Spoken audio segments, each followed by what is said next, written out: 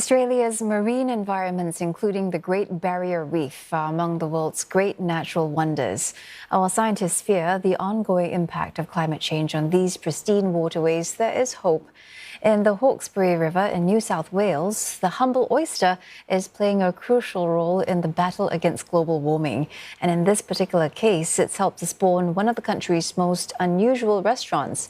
Maynard reports. It's off to work for oyster farmer Sheridan Beaumont. Most days she commutes to her job by boat across the wide and windy Hawkesbury River north of Sydney. And this is our open-air office, or more specifically the business that's become a money spinner in more ways than one.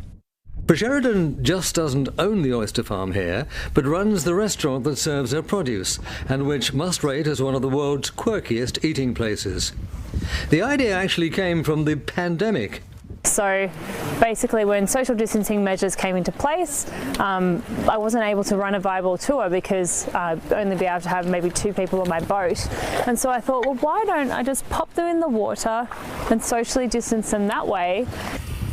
It does mean that customers have to don chest-high waders to get to their table, but once in the water, it becomes a fun as well as a gastronomic experience as they open their oysters and sip champagne. I'm a big oyster fan, and yeah, eating them like right where they're grown is pretty magical. Completely delicious. We're in one of the most beautiful places we could possibly be in, and they're super fresh. But there is a more serious side to the success of Sheridan's oyster farm, and it has more to do with climate change than fine dining.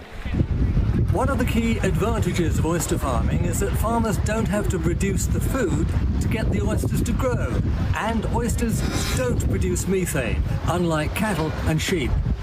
And how thick it is. Their shells also play a part. This shell is actually calcium carbonate, and that calcium carbonate actually is removing carbon from the carbon cycle. So as we grow these oysters, so long as we don't put their shells back in the river and we put them on land or somewhere safe, you're going to find that you're actually removing carbon from that carbon cycle, and by doing so, you're reducing those greenhouse gases, and you're also then going to reduce the effects of climate change. Oysters filter the water naturally, making the environment much cleaner for marine life by removing excess nutrients and other pollutants. They are the kidneys of the river. So as I explained, they're filtering, up to 24 litres per hour if it's a really big Pacific oyster, 4 litres per hour of the Sydney rock. And so they are actually constantly cleaning the waterway and removing any kind of contaminant. Fellow oyster farmer Jason Barry Cotter, who helps out at the restaurant, says oyster farming is not a simple process.